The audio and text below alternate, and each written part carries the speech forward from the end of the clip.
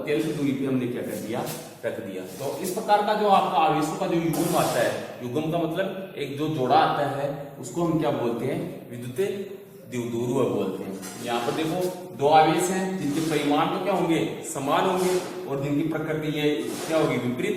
विपरीत का मतलब ये नेगेटिव चार्ज है, ये क्या होगा आपका पॉजिटिव चार्ज जाएगा। इस प्रकार के दो आवेशों को क्या करते हैं, जब अत्यल्प दूरी पे रखते हैं और जो आपका आवेशों का ये युग्म बनता है, इसी को हम क्या बोलते हैं, विद्युत द्विध्रुव बोलते हैं। तो सबसे पहले आप विद्युत द्विध्रुव की हेडिंग डाल लो, विद्युत द्विध्रुव, और इसके लिए लिखो डेफिनेशन। डेफिनेशन लिखो,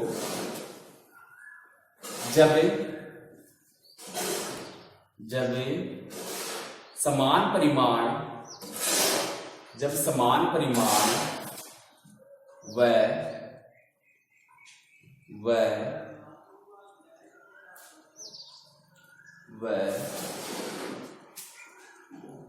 विपरीत प्रकृति के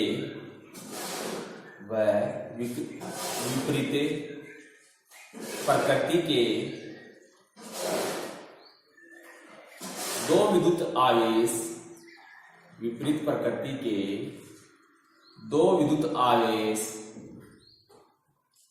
अत्यल्प दूरी पर स्थित हो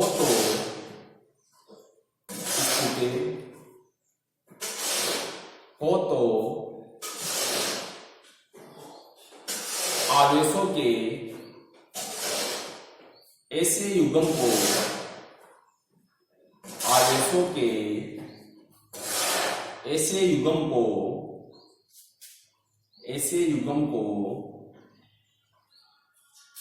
विद्युत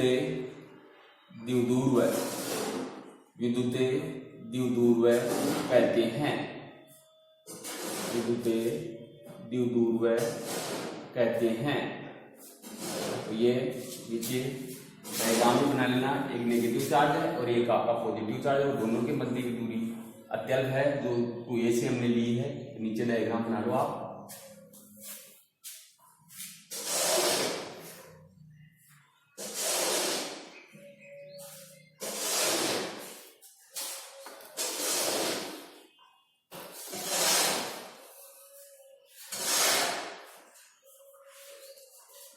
तो यहाँ पर आपने विद्युत द्विध्रुव तो समझ लिया। अब ये कहता है आपका न्यू टॉपिक डालो इसके नीचे, विद्युत द्विध्रुव आघूर्ण,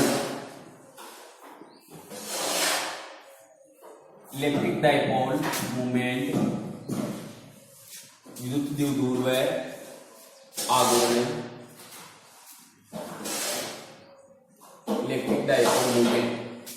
तो आपका विद्युत द्विध्रुव आघूर्ण होगा, जैसे आपका द्विध्रुव आघूर्ण है, ये आपका द्विध्रुव आघूर्ण है, तो इन द्विध्रुव आघूर्ण में किसी भी एक आवेश का आपको क्या लेना है, परिमाण, और इन आवेशों के मध्य की दूरी का क्या लेना है, गुणनफल लेना है। तो विद्युत द्विध्रुव के एक आवेश का परिमाण और उनके मध्य की दूरी का जो गुणनफल होगा वो आपका क्या कहलाएगा, विद्युत द्विध्रुव आघूर्ण कहलाएगा, जिसे हम स्मॉल p के द्वारा क्या करते हैं, डिनोट करते हैं। तो small p vector equal to आपके पास आएगा q इंटू 2a, क्या आएगा, q इंटू 2a। तो ये आपका क्या कहलाएगा, विद्युत द्विध्रुव आघूर्ण। अब ये विद्युत द्विध्रुव आघूर्ण है वो क्या आपकी एक सदिश राशि है, क्या है आपकी सदिश राशि। इसकी दिशा है वो विद्युत क्षेत्र के क्या होगी, विपरीत दिशा में होगी। यानी विद्युत क्षेत्र की दिशा कैसे होती है, धनावेश से ऋणावेश की ओर, और इसकी जो दिशा होगी वो आपकी आएगी ऋणावेश से धनावेश की ओर। तो विद्युत द्विध्रुव की जो दिशा आती है वो ऋणावेश से किधर आएगी, धनावेश की ओर आएगी। तो सबसे पहले विद्युत द्विध्रुव आघूर्ण हेडिंग डालो और इसकी डेफिनेशन लिखो। डेफिनेशन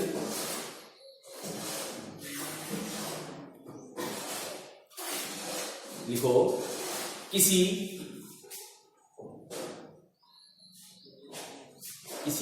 विद्युत द्विध्रुव के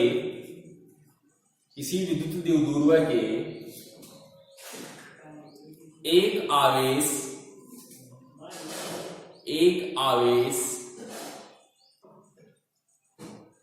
एक आवेश का परिमाण, एक आवेश का परिमाण वह दोनों आवेशों के मध्य की दूरी, वह दोनों आवेशों के मध्य की दूरी का गुणनफल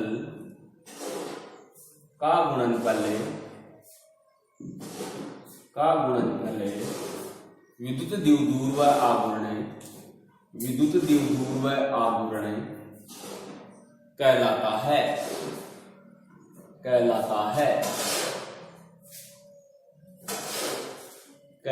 है। इसे स्मॉल p वेक्टर द्वारा,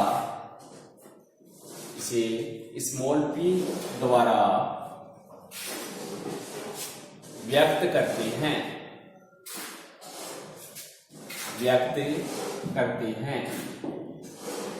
तो small p vector equal to आपका क्या हो जाएगा, q2a वेक्टर। और इसका जो मात्रक आएगा, q का मात्रक कूलाम और a का मात्रक यानी दूरी है, तो दूरी का मात्रक है मीटर। तो कूलाम मीटर इसका क्या होगा, मात्रक होगा।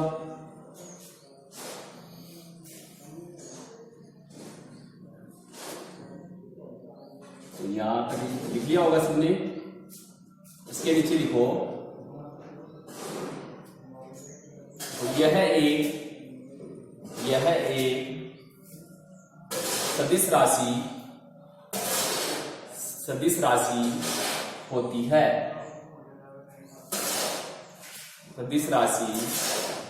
है,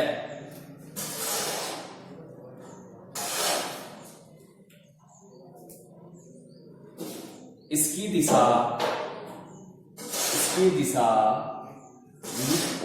विद्युत क्षेत्र के विपरीत, इसकी दिशा विद्युत क्षेत्र के विपरीत ऋणावेश से धनावेश की ओर, ब्रैकेट में लिख लो, विद्युत क्षेत्र के विपरीत ऋणावेश से धनावेश की ओर होती है।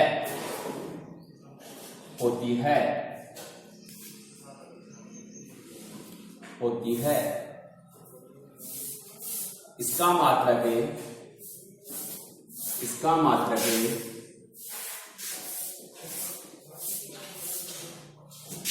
Coulomb metre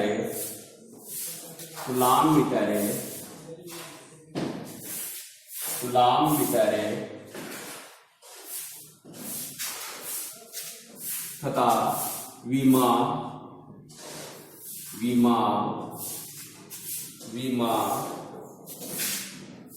m0 L1 T1 A1 तथा विमा m0 L1 T1 A1 होती है।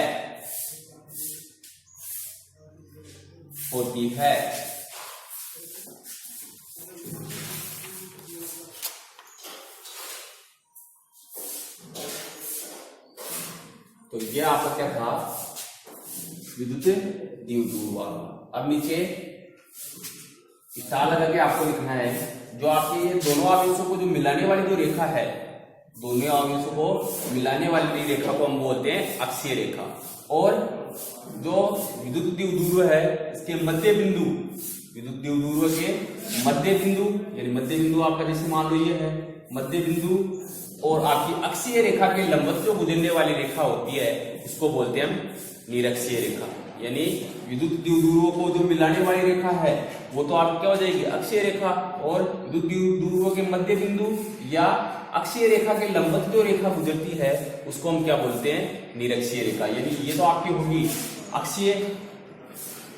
अक्षीय रेखा बोलेंगे इसको, और ये आपकी कौन सी आएगी, निरक्षीय रेखा।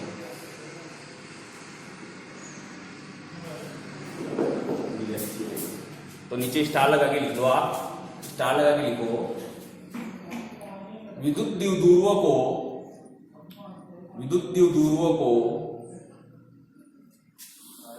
विद्युत द्विध्रुव के को मत करो, विद्युत द्विध्रुव के दोनों आवेशों को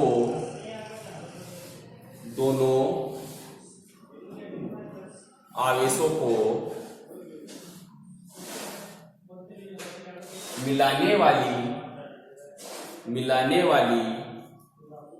रेखा को अक्षीय रेखा, मिलाने वाली रेखा को अक्षीय रेखा व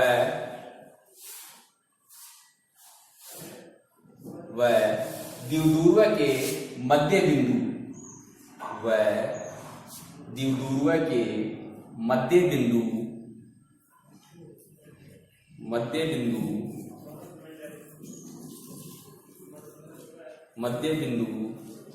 से निरक्षीय रेखा के लंबवत, अक्षीय रेखा के लंबवत मध्य बिंदु से अक्षीय रेखा के लंबवत गुजरने वाली रेखा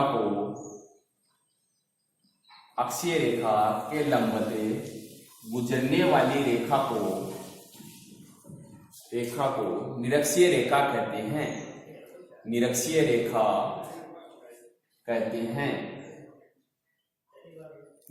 रेखा कहते हैं।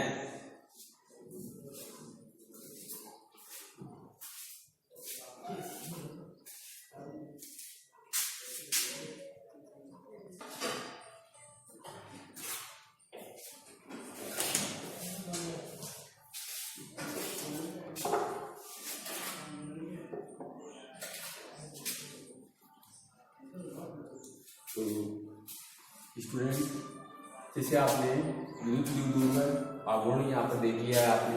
अब इस विद्युत द्विध्रुव आवरण के कारण आपको अक्षीय रेखा पर विद्युत क्षेत्र की तीव्रता देखनी है, और विद्युत द्विध्रुव आवरण के कारण आपको निरक्षीय रेखा पर विद्युत क्षेत्र की क्या देखनी है, तीव्रता देखनी है। तो सबसे पहले आप हेडिंग डाल दो,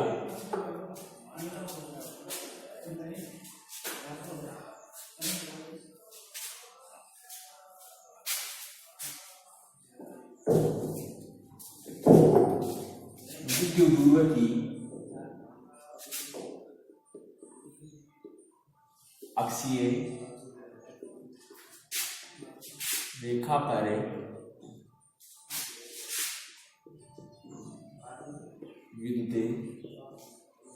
विद्युत क्षेत्र की तीव्रता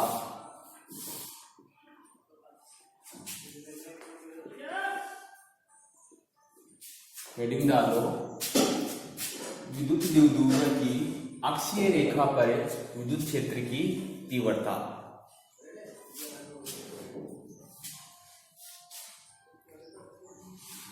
तो सबसे पहले आपको एक विद्युत द्विध्रुव लेना है। जैसे ये आपने एक विद्युत द्विध्रुव ले लिया, यानी यहाँ बिंदु ए के ऊपर एक आपके पास नेगेटिव चार्ज है, और ये आपका बिंदु डी है, यहाँ पर आपके पास है पॉजिटिव चार्ज, और इनके मध्य की डिस्टेंस है वो है आपकी 2a। अब आपको ये आपकी एक अक्षीय रेखा है, तो अक्षीय रेखा पर आपको क्या करना है, विद्युत क्षेत्र की तीव्रता कैलकुलेट करनी है। तो यहां से बिंदु P लेते हैं, ठीक है। अब इस विद्युत द्विध्रुव के मध्य बिंदु O से जो आप बिंदु P ले रहे हो, जहां पर आपको विद्युत क्षेत्र की तीव्रता कैलकुलेट करनी है, उसकी जो डिस्टेंस होगी वो है आपकी स्मॉल r। डिस्टेंस है वो आपकी क्या जाएगी, स्मॉल r। तो यहां से लेके ये वाले डिस्टेंस A से लेके P की जो दूरी होगी वो आपकी होगी ए, तो आपकी ये, और ये वाली डिस्टेंस आपकी r, तो ये हो जाएगी आपकी r प्लस ए। और ये वाली आपको डिस्टेंस देखनी है, तो क्या करोगे आप भाई, ये वाली डिस्टेंस देखनी है तो आप क्या करोगे, r में से एक घटा दो, यानी ये वाली डिस्टेंस हो जाएगी r माइनस ए। अब आपको यहां पर सबसे पहले ये आपने विद्युत ध्रुव ले लिया और उसकी अक्षीय रेखा कोई बिंदु P है, उस पर आपको विद्युत क्षेत्र की क्या करनी है, तीव्रता कैलकुलेट करनी है। तो यहाँ पर माइनस क्यों आवेश के कारण बिंदु P पर विद्युत क्षेत्र की तीव्रता देखनी है। तो सबसे पहले आप डायग्राम बना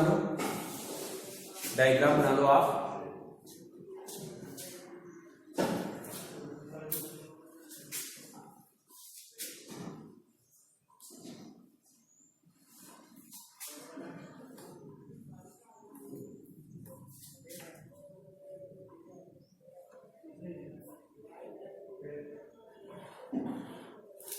इस डायग्राम में आपको देखना है कि माइनस क्यों आवेश के कारण यहाँ पर बिंदु P पर विद्युत क्षेत्र की जो तीव्रता होगी वो हम E1 से लेते हैं और वो किधर आएगी डायरेक्शन माइनस Q की ओर, यानी अंदर की ओर आएगी आपकी E1।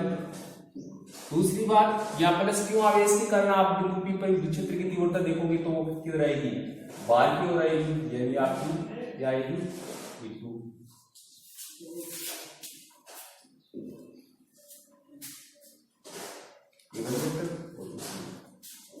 बना लो ये डायग्राम जल्दी से डायग्राम बना लो।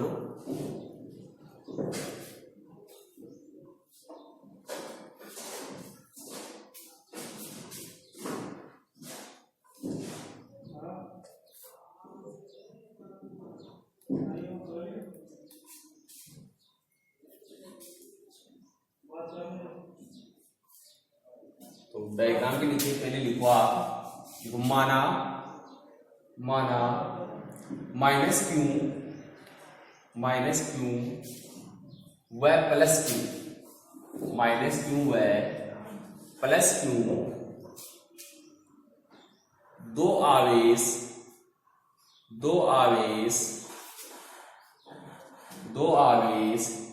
निर्वात में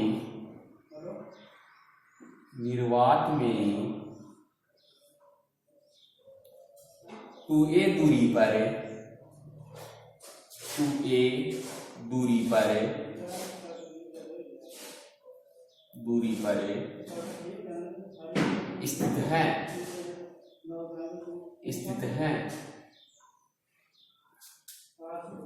स्थित हैं जो एक द्विध्रुव की रचना करते हैं।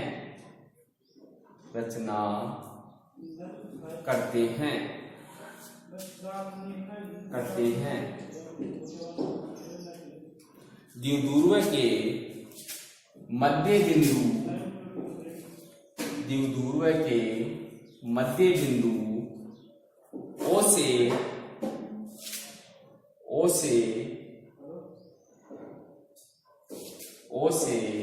अक्षीय रेखा पर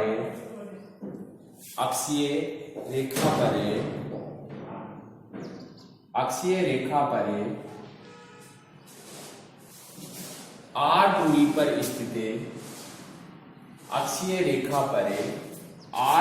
पर स्थित बिंदु P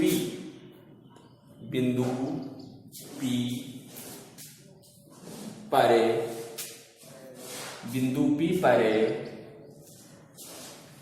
विद्युत क्षेत्र की तीव्रता की गणना करनी है। विद्युत क्षेत्र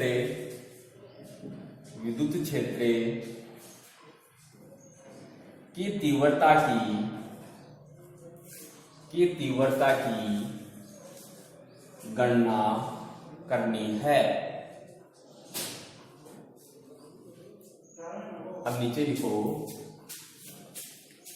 लिखना है, अतः लाइन छोड़ के लिखो, अतः माइनस क्यू आवेश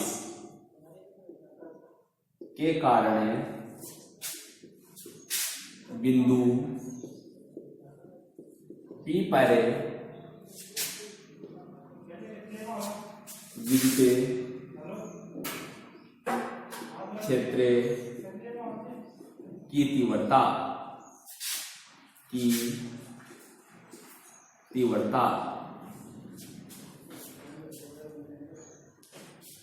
तो माइनस क्यों आवेश के कारण यहाँ बिंदु P पर आपको क्या देखनी है, विद्युत क्षेत्र की तीव्रता।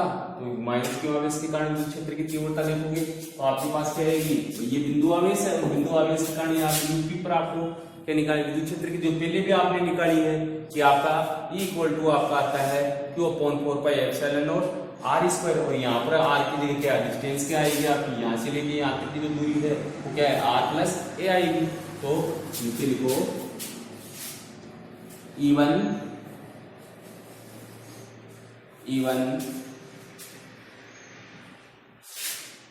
इक्वल टू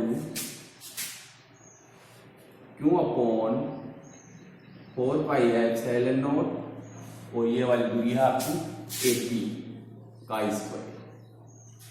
अब चूंकि यहाँ पर जो आपका AP है वो किसके इक्वल है भाई, AP, तो AP है आपका r+a के बराबर, तो r+a। तो यहाँ पर नीचे AP की जगह आप क्या लिख लो r+a, तो E1 इक्वल टू आपका आ जाएगा Q/4πε0 और ये आपका r+a का होल स्क्वायर। इसको आप समीकरण 1 लिख लो। अब जो आपका E1 जो आपका इलेक्ट्रिक फील्ड है उसकी जो डायरेक्शन है वो किधर आ रही है, P से A की ओर, किधर है इसकी दिशा, P से A की ओर। तो यहां तक समीकरण 1 लिखो, समीकरण 1 तक लिखो, समीकरण 1 तक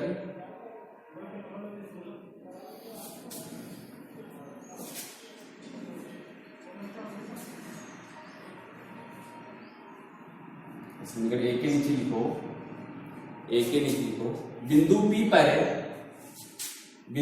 पर विद्युत क्षेत्र की दिशा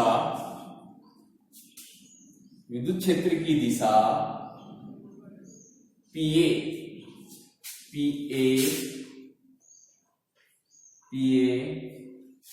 की ओर होगी, PA की ओर होगी। फिर नीचे लिखना है इसी प्रकार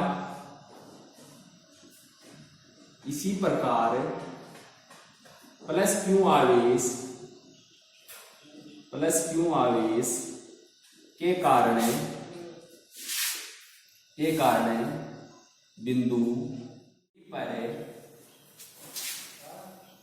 विद्युत क्षेत्र की तीव्रता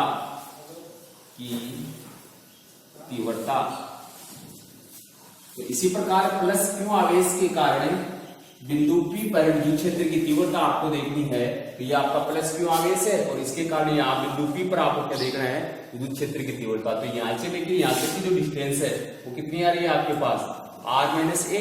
तो आपका जो इलेक्ट्रिक फील्ड होगा वो क्या होगा, E2 और वो प्लस क्यू चार्ज के कारण बाहर की ओर होगी। तो नीचे लिखना आप, तो इलेक्ट्रिक फील्ड आएगा आपका E2 और E2 को इक्वल टू आपका आ जाएगा Q/4πε0 और ये आपका BP का स्क्वायर। अब चूंकि आपका जो BP है तो किसके बराबर है, r-a के इक्वल। तो यहां तक करो आप, देखो ये अब BP का ये मान है वो आप यहां पर पुट करो तो आपका E2 equal to Q/4πε0 r-a का होल स्क्वायर। ये आप क्या कर दो, समीकरण 2 दे दो। तो समीकरण 2 E2 equal to Q/4πε0 r-a का होल स्क्वायर। यहां तक समीकरण 2 आ गया।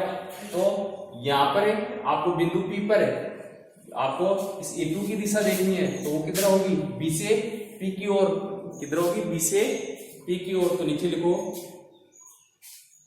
नीचे लिखो बिंदु P पर E2 की दिशा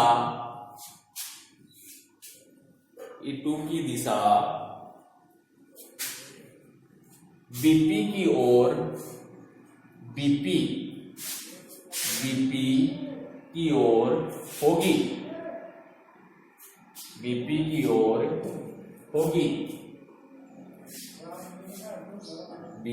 ओर होगी। अब यहां तक आपका हो गया। अब इसके बाद आपको देखना है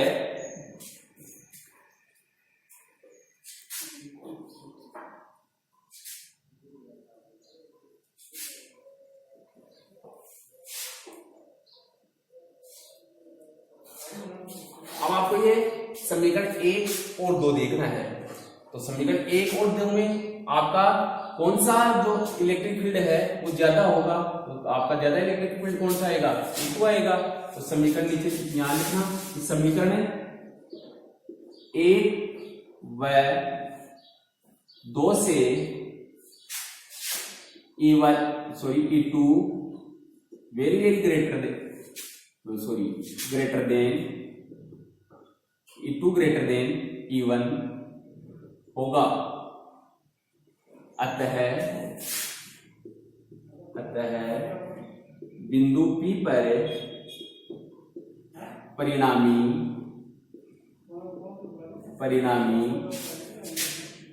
विद्युत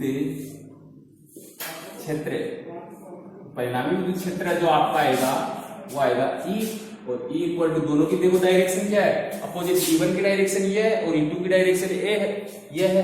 तो आपका ज्यादा में से क्या कर दो, हमको बता दो, यानी E2 माइनस क्या करोगे, E1 कर दोगे। तो यहाँ पर समीकरण 1 और 2, तो 1 और 2 का मान यहाँ पर पुटअप हुआ हो आप, तो आपके पास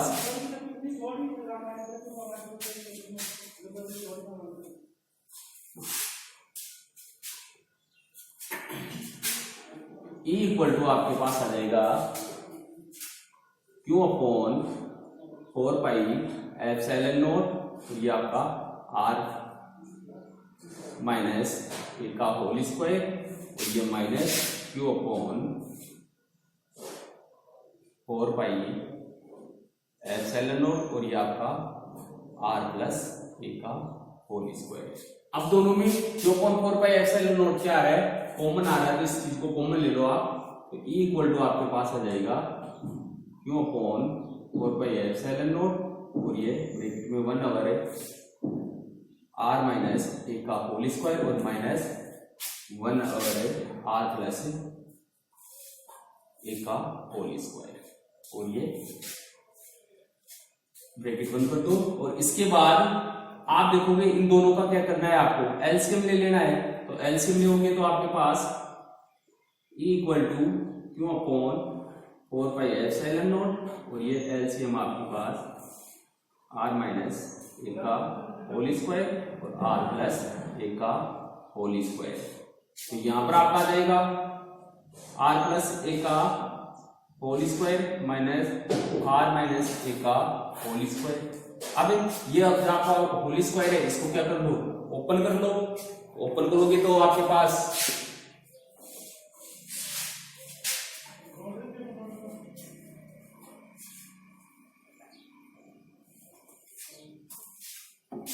इसको ओपन करोगे तो आपके पास आ जाएगा E equal to Q upon 4 pi epsilon naught, और ये आपके पास आ जाएगा R square plus a square plus 2RA minus आपके पास आ जाएगा R square minus a square और प्लस 2RA अपॉन आपके पास आ जाएगा ये R square minus a square का होल स्क्वायर आ जाएगा। यहां से ये वाली स्टेप, तो यहां पर देखो आपका R स्क्वायर ए स्क्वायर से क्या हो जाएगा, कैंसिल आउट, और आपके पास E इक्वल टू क्या बच जाएगा, Q upon 4 pi epsilon naught और ये आपके पास आ जाएगा यहां से 2RA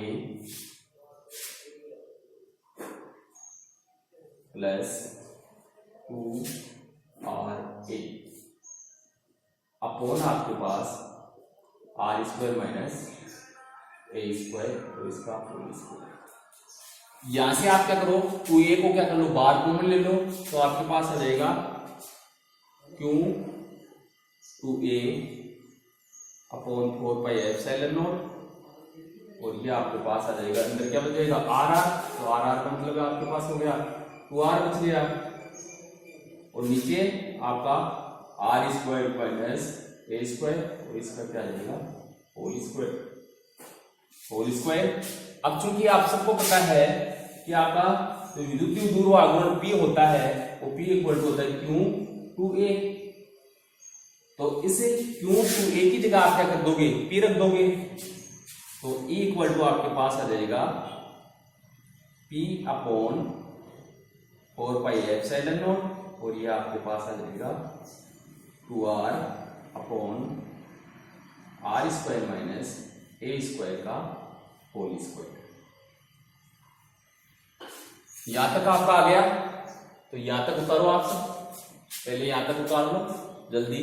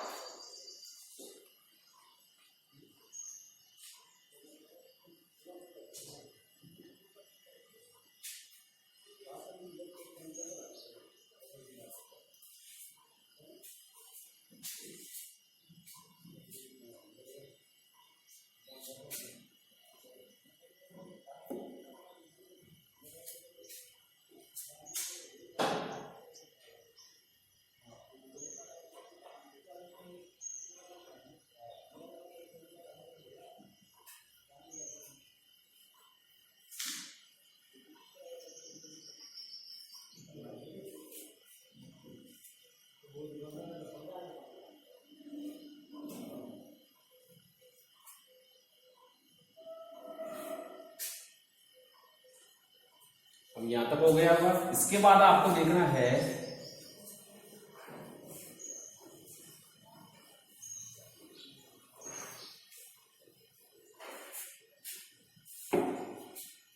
यदि आपका जो R है वो वेरी वेरी ग्रेटर देन क्या है AC है, AC आपका बहुत ज्यादा है तो ये आपका R का मान है वो A से बहुत ज्यादा। तो यदि R very very greater than A हो तो A² को नगण्य करने पर यानी R का मान A से बहुत ज्यादा है तो यहां से आपको A² को क्या कर देना है नेगलेक्ट कर देना है। तो यहां पर आपको क्या बच जाएगा यहाँ R² है और 12² है तो आपका R की पावर क्या हो जाएगा 4 हो जाएगा। तो आपके पास आ जाएगा E equal to P upon 4 pi epsilon naught और ये आपका 2R अपॉन क्या जाएगा R की पावर 4। अब एक R से आपका एक R कैंसिल आउट हो जाएगा तो यहां से आपका E इक्वल टू क्या हो जाएगा 2P upon 4 pi epsilon naught और ये आपका R³। तो ये आपका क्या आ गया विद्युत द्विध्रुव के कारण निरक्षीय रेखा पर विद्युत क्षेत्र की क्या आ गई तीव्रता आ गई अब इसको सदिश रूप में लिखो, तो सदिश रूप में,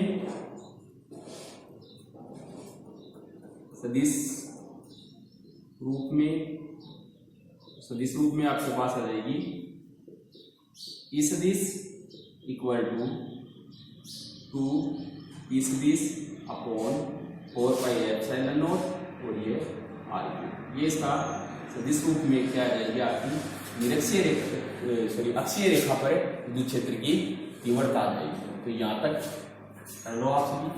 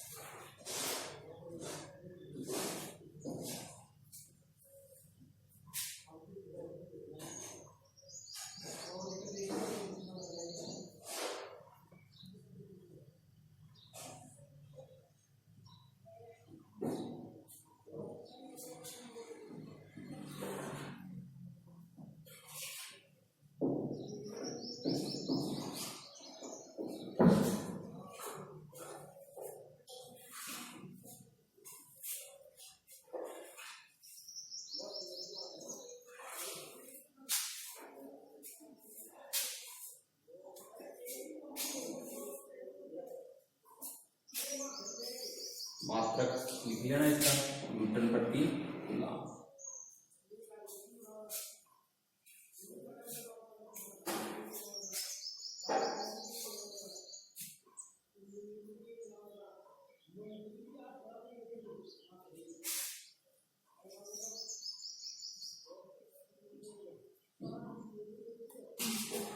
तो ये आपका हो गया विद्युत द्विध्रुव की अक्षीय रेखा पर विद्युत क्षेत्र की तीव्रता। अब इसके आगे विद्युत द्विध्रुव की निरक्षीय रेखा पर आपको क्या निकालना है, विद्युत क्षेत्र की तीव्रता निकालनी है। इसके बाद आपका बहु आवेशों के कारण आपको विद्युत क्षेत्र देखना है और इसके बाद आपको एक विद्युत द्विध्रुव का जो बल और बल आघूर्ण आपको यहाँ पर क्या करना है, स्टडी करनी है। वो हम नेक्स्ट क्लास में यहाँ पर स्टडी करेंगे। आज का टॉपिक यहीं पे खत्म होता है और अगला जो टॉपिक हम डिस्कस करेंगे वो नेक्स्ट डे को हम डिस्कस करेंगे। Thank you.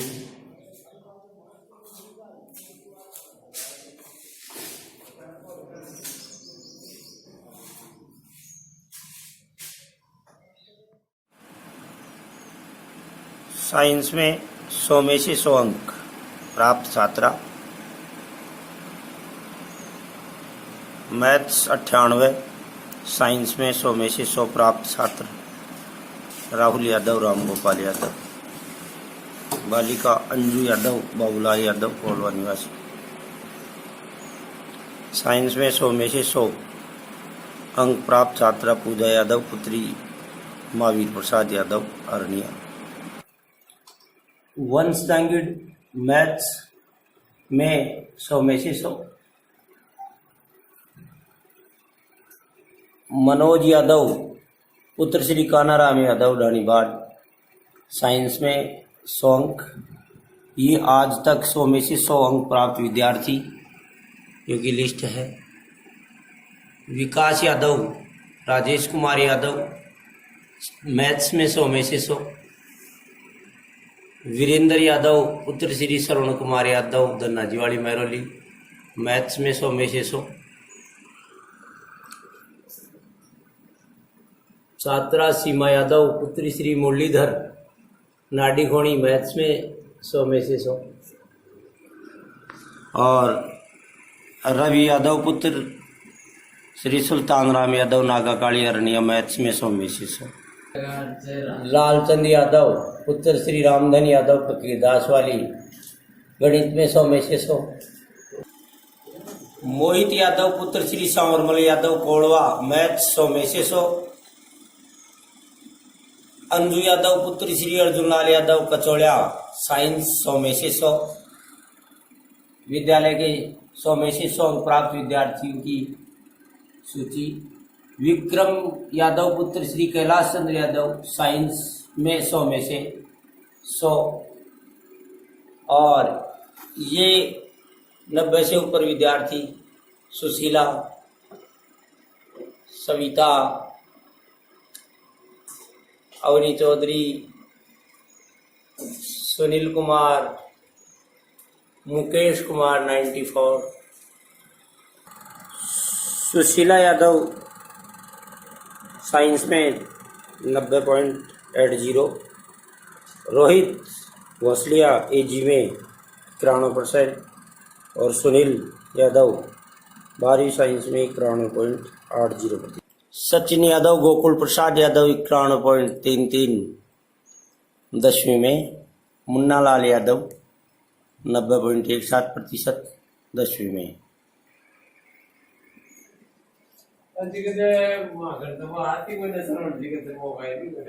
सुनो जी।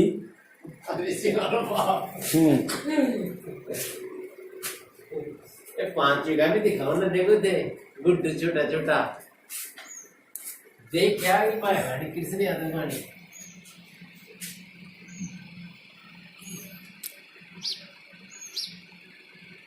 कृष्ण यादव 5वीं में A+, प्रियंका यादव 5वीं में A+, पल्लवी यादव 5वीं में A+, हरी सिंह यादव 8वीं में A+।